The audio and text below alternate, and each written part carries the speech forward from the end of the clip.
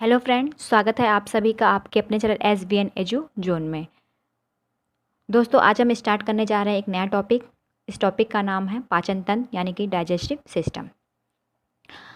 ये टॉपिक दोस्तों आपके TGT, PGT, UGC net, GRF, LT grades इन सभी के लिए बहुत ज़्यादा इम्पोर्टेंट टॉपिक है।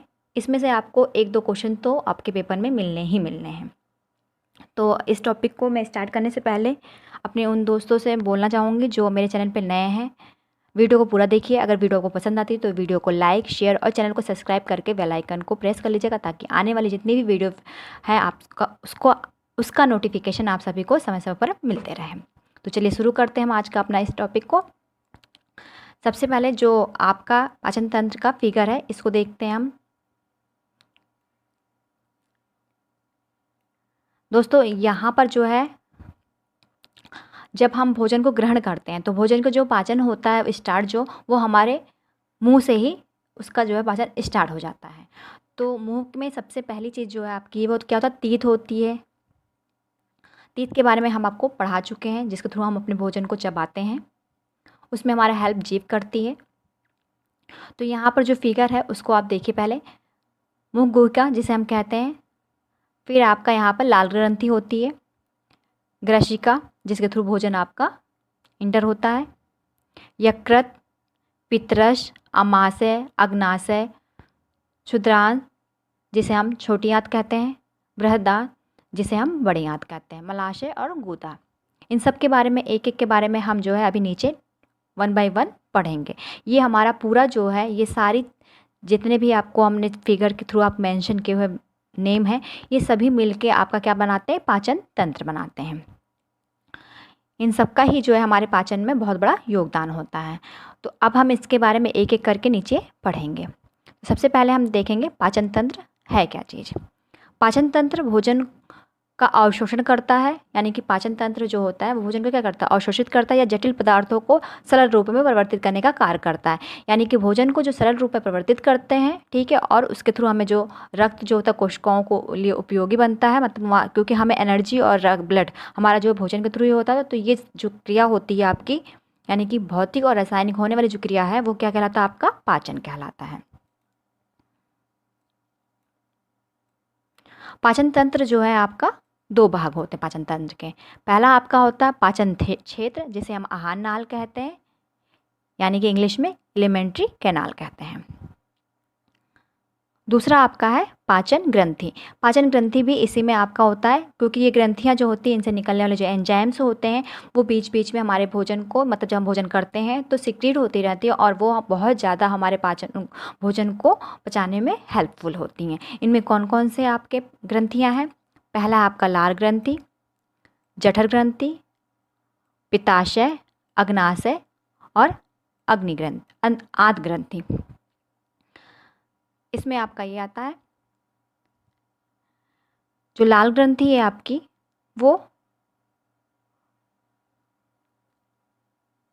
अब अगर हम देखें एलिमेंट्री ग्लैंड के बारे में, तो एलिमेंट्री ग्लैंड का है आपका, उसमें आपके जो चीज़ें होंगी, ये आपका आएगा मुख गुहा आएगा, जो अभी हमने फिगर में आप लोग देखा था, भोजन नलिका यानी कि ग्रशिका, अमाशय, छोटी आंत जिसे हम क्षुद्रांश कहते हैं, बड़ी आंत यानी कि बृहदांत और गुदा। आहार नाल की जो लंबाई होती है आपकी दोस्तों, फिगर में ये आपका जो आहार नाल है, इसकी जो लंबाई है वो आपकी होती है 9.25 मीटर होती है, या फिर अगर फीट में पूछें आपसे तो 32 होती है। कभी कभी क्वेश्चन यहाँ से भी पूछ लेते हैं इनकी लेंथ के बारे में। सबसे पहले पार्ट जो हमारा था क्या था, मुख गुहा। तो हम इसके बारे में पहले पढ़ेंगे मुख गुहा, और बीच में जो निकलने वाले एंजाइम्स हैं उनके बारे में मैं आप लोग को बताती रहूँगी, कौन से एंजाइम्स आपके किस एलिमेंट्री ग्लैंड से निकलते हैं। बाकी जो ग्रंथियों के बारे में है, उसके लिए हम एक अलग से टॉपिक जो है मैं आपको पढ़ाऊँगी, जहाँ पर आपको सिर्फ ग्रंथियों के बारे में पढ़ाऊँगी। वहाँ पर जो है ग्रंथियों का पूरा जो है आपका एक्सप्लेनेशन होगा। तो यहाँ पर जो है सबसे पहले हम देखते हैं मुख गुहा। मुख गुहा में यानी कि माउथ आपका जो है, उसके बारे में, मुख गुहा के द्वारा भोजन पाचन प्रणाली में प्रवेश करता है। मुख के अंदर वाले हिस्से को क्या कहते हैं हम, प्लेट्स यानी कि तलु और आपके गाल जो होते हैं यानी कि अगल बगल वाले जो भाग होते हैं वो क्या कहलाते हैं, आपके गाल कहलाते हैं। मुंह का काम भोजन को पचाने के लिए उपयुक्त बनाना होता है, यानी कि जब हमने कहा ना कि जैसे हमारे मुंह में भोजन पहुंचता है तैसे ही उसका पाचन जो है वहीं से स्टार्ट हो जाता है। तो भोजन को सीधे निगलते तो हम है नहीं, पहले हम दांतों से उसे काटते हैं, चबाते हैं, और इनमें जो तत्वों का उपयोग है अलग अलग, वो आपको मैंने एक अलग टॉपिक में पढ़ा रखा है मानव दांत में। तो वहाँ पर जाके जिन दोस्तों ने नहीं देखा उस वीडियो को, पहले वो आप देख लीजिएगा। वहाँ पर आपको दांत के स्ट्रक्चर्स के बारे में और उसके जो फंक्शंस है उसके बारे में पूरी नॉलेज मिल जाएगी। वयस्क मनुष्य के मुंह में जो है 32 दांत होते हैं, 16 ऊपर के जबड़े में और 16 नीचे के जबड़े में होते हैं। दांत मसूड़ों के बीच अलग अलग कृतिका के में धसे होता है। इसकी आकृति भी जो होती है अलग अलग होते हैं और कार्य भी आपके भिन्न भिन्न होते हैं। जीभ, क्योंकि मुंह में ही हमारे जीभ होता है, और जीभ एक क्या है, एक जो है अलग जो है आपका मसल पेशी होती है जो पीछे की ओर मुंह गुहा के अधर तल से जुड़ी होती है। इसका अग्रभाग स्वतंत्र होता है और किसी भी दिशा में जो है मुड़ सकता है। जीभ भोजन को मिलाने व निगलने में सहायता करती है। जीभ द्वारा ही हमें स्वाद का पता चलता है। जीभ पर स्वाद कलिकाएं होती हैं। जीभ पे जो स्वाद कलिकाएं होती है वहाँ से हमको अलग अलग जो है टेस्ट का पता चलता है। जैसे कि आपके जो आगे का जीभ का पोर्शन होता है वहाँ से हम मीठा का जो है अनुभव करते हैं। इस तरह से हम अपने जीभ के किनारे के हिस्से से हमें क्या खट्टे का अनुभव होता है। जो आपका जीभ का पिछला हिस्सा होता है वहाँ से हमें तीखे का होता है। और जो आपकी जो स्वाद आपको मिलते हैं वो इन ग्रंथियों का मिला जुला जो होता है आपका मिश्रण से टेस्ट मिलता है जीभ से। मुँह यानी कि हम मुख की बात करें तो इसमें क्या 3 तरह की लार ग्रंथियाँ होती हैं। लार ग्रंथियाँ जो होती है हमारी, अभी हमने मुख से जो ग्रंथियों के बारे में बताया था वहाँ आपका लार ग्रंथि बताया। तो लार ग्रंथि हमारे कहाँ होती है, मुंह में होती है। और यहाँ ये ग्रंथियाँ कितनी होती है, 3 होती हैं, पेरोटिक्स, सबलिंगुअल और सबमेंडिबुलर। ये 3 तरह की ग्रंथियाँ आपके मुंह में पाई जाती हैं। मुंह में इन ग्रंथियों के द्वारा लार जो है निकलती रहती है, जिसको हम सलाइवा ग्लैंड्स भी कहते हैं। मनुष्य में लगभग प्रतिदिन जो है 1.5 लीटर के आसपास जो है क्या है, लार निकलती है। लार में एक विशेष प्रकार का एंजाइम्स उपस्थित होता है जिसे हम टाइलिन कहते हैं। इस एंजाइम्स मौजूद होता है लार में, उसे हम क्या कहते हैं, टाइलिन कहते हैं। इसका कार्य क्या होता है, मंड का पाचन करना यानी कि स्टार का पाचन करना। इसके अतिरिक्त इसमें लाइसोजाइम्स, डायस्टेज व म्यूकस नामक एंजाइम्स भी पाए जाते हैं। लाइसोजाइम्स का कार्य जो होता है जीवाणु को नष्ट करना होता है, एवं म्यूकस भोजन को क्या करता है, चिपचिपा बना देता है। और ये जीवाणु कैसे, अब यहाँ सोचिएगा, तो जैसे हम खाना खाते हैं कभी कभी क्या होता है, कुछ ऐसे सूक्ष्म जीव होते हैं जिनमें इन लाइसोसोम्स जो एंजाइम्स आपका होता है उसके थ्रू वहाँ पर कुछ एंजाइम्स को नष्ट कर दिया, जीवाणु को नष्ट कर दिया जाता है जो हानिकारक होते हैं। और डाई स्टेज का कार्य क्या होता है, डाई स्टेज का कार्य आपका होता है स्टार्च का पाचन करना, सेम कैसे जैसे कि आपका टाइलिन एंजाइम्स करता है। नेक्स्ट है हमारा उसी में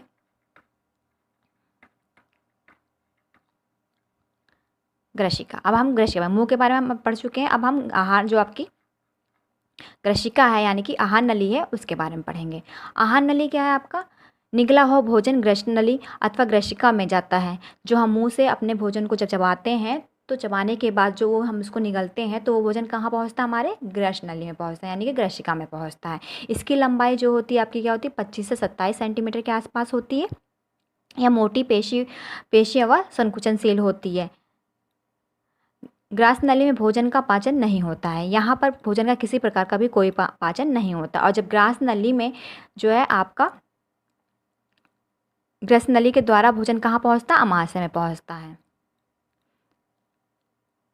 और ये जो भोजन होता है जब ग्रास नली में पहुँचता है तो ये भोजन आपका, ये आपकी ग्रास नली दे रखी है, इसको हम क्या कहते हैं, बोलस कहते हैं। भोजन में जब भोजन जो होता है जब हम मुंह से चबा के निगलते हैं तो किस फॉर्म में होता है, वो बोलस के फॉर्म में होता है। और यही बोलस के फॉर्म में जो है आपका भोजन जो है कहाँ पहुँचता है, आपके ये भोजन है जो कि किसके फॉर्म में, बोलस के फॉर्म में।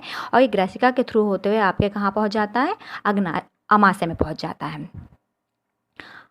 नेक्स्ट है हमारा आपका अमाशय। अमाशय मोटी भित्ति वाली एक थैलीनुमा संरचना है जो कि कैसे दिखने में दिखती है, यू आकृति की दिखाई देती है आपकी। आहार नाल का सबसे चौड़ा भाग होता है ये। यह एक और ग्रसिका से खाद्य प्राप्त करता है तथा दूसरी ओर क्या होता है, क्षुद्रांश में यानी छोटी आंत में खुलता है। अमाशय का जो आंतरिक सतह होती है श्लेष्मा, वहाँ पर से क्या आपका हाइड्रोक्लोरिक अम्ल और पाचक रस स्रवित करता रहता है। जो इसकी आपके इनर श्लेष्मा जो होगी लेयर होती है, वहाँ से क्या होता है, अमाशय में हाइड्रोक्लोरिक अम्ल और पाचक रस जो होते हैं क्या होते हैं, स्रवित होते रहते हैं। श्लेष्मा जो है वो अमाशय के आंतरिक स्तर को क्या करती है, सुरक्षित रखती है। और हाइड्रोक्लोरिक एसिड जो आपका निकलता रहता है वो क्या करता है, जीवाणुओं को नष्ट करने का कार्य करता है, जो भोजन के साथ वहाँ तक पहुँच जाते हैं। यानी कि क्या होता है, कुछ जीवाणु तो हमारे मुंह में लार के थ्रू ही जो है आपको लाइसोजाइम्स एंजाइम्स के थ्रू नष्ट कर देता है, लेकिन कुछ जो जीवाणु बच जाते हैं या फिर रह जाते हैं जिनको जो नष्ट नहीं हो पाते, भोजन के थ्रू हमारे ग्रासिका से होते अमाशय में पहुँच जाते हैं। वहाँ उनको जो है जीवाणुओं को नष्ट करने का काम कौन करता है आपका, यहाँ पर हाइड्रोक्लोरिक एसिड करता है। साथ ही इसका कार्य क्या है, ये भोजन को जो है अम्लीय भी बनाता है, जिससे पाचक रसों को क्रिया करने में क्या होती है, सहायता मिलती है। पाचक रस जो होते हैं वो क्या कहलाते हैं, जठर रस कहलाते हैं। इनका काम क्या है, प्रोटीन को सरल पदार्थों में विघटित करना। अमाशय में भोजन जो है आपका 3 से 4 घंटे तक के रहता है। अमाशय के 3 भाग होते हैं। पहला भाग आपका क्या है, कार्डियक। अमाशय का ऊपरी भाग होता है जहाँ से HCl का निर्माण यानी कि हाइड्रोक्लोरिक एसिड का निर्माण होता है, श्रवण होता रहता है, और ये जीवाणुओं को नाश करने का काम करते हैं तथा भोजन को तोड़ने का कार्य करते हैं। दूसरा आपका है फंडिक।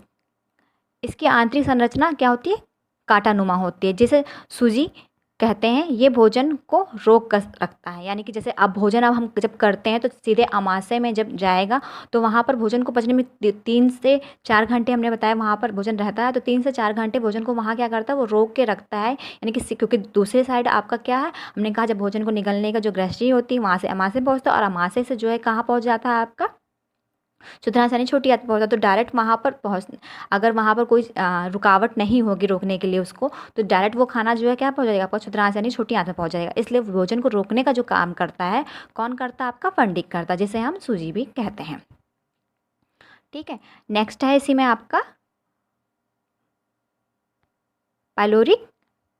पाइलोरिक वाले भाग पर ग्रंथियाँ पाई जाती हैं, जिसे हम गैस्ट्रिक जूस यानी कि जठर रस निकलता रहता है। जो आपका जठर रस निकलता रहता है वो कहाँ से आपका निकलता है, पाइलोरिक वाले भाग से निकलता है। इस ग्रंथि को हम जठर ग्रंथि भी कहते हैं। ये रस 2 एंजाइम से मिलकर बना होता है। पहला आपका होता है जठर, जो आपका 2 एंजाइम्स होता है जठर रस में, वो कौन सा होता है, रेनिन होता है, जो आपके दूध को दही में बदलने का काम करता है। दूसरा आपका जो एंजाइम्स वहाँ पर होता है उसमें क्या होता है, पेप्सिन होता है, जो प्रोटीन को पेप्टोन में बदलने का कार्य करता है। रेनिन दूध को दही में परिवर्तित कर देता है। पेप्सिन जो है यानी कि प्रोटीन का पाचन करती है, इसे हम पेप्टोन में परिवर्तित करता है। फिर आपका मुंह से भोजन, जो मुंह से भोजन है वो बोलस के रूप में अमाशय में पहुंचता है, वो मैंने आपको भी बताया। तथा अमाशय से यह भोजन क्या होता है, जब अमाशय में भोजन का पाचन जो होना 3 से 4 घंटे में होना होता है, उसके बाद वो बोलस जो होता है जब हमारे क्षुद्रांश यानी कि छोटी आंत में पहुंचता है, तो वो किस रूप में जाता है, फिर वहाँ से कायम के रूप में जाता है, और यहाँ से ये छोटी आंत में पहुँच जाता है। आज के लिए दोस्तों इतना ही। इसके बाकी जो पार्ट्स हैं वो अपनी नेक्स्ट वीडियो में आप लोग के साथ जो है डिस्कस करेंगे। Thank you.